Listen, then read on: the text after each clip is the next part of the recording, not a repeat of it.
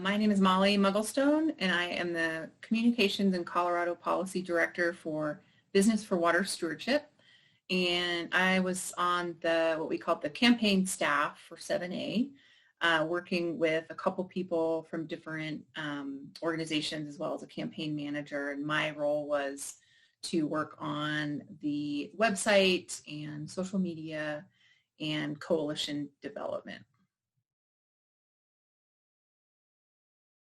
So water, as we've learned working on this issue, as I've learned working on this issue over many years, is such a diverse topic, and it really is a bipartisan issue. So when you're talking about going to voters and asking for funding for water, one, people understand that, and they understand the importance of water to their daily lives. And it's great then to be able to show voters diversity within your coalition to just really demonstrate the bipartisan nature of the topic of water and that everybody depends on it. It is an environmental issue. It is a farming and ranching issue. For our campaign in particular, it was an issue of keeping water on the West Slope.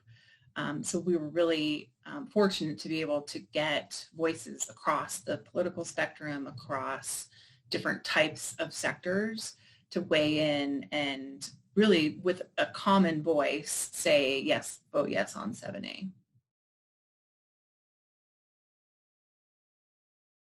So with 7A, we were able, because it was on the west slope of Colorado, which included 15 counties, on one hand, that was difficult because it was a larger area than a lot of campaigns actually have to deal with. But on the other hand, it was great because it really showed the diversity of what the state of Colorado really is all about. And so you had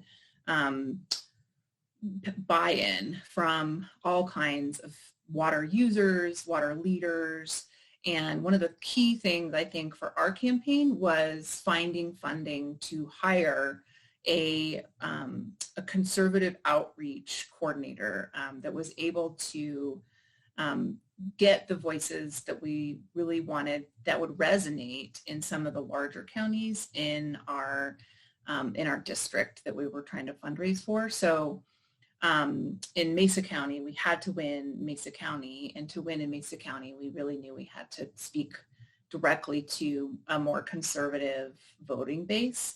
So having the outreach and the ability to pay a group of people that had those contacts and those relationships that some of our groups may not have had as much, I think was probably the most important piece of our ability to get those voices, because at the end of the day, if we didn't have that, we would not have reached, I don't think, the voters that we needed to, and we had to get voices that they would care about and that would resonate for them.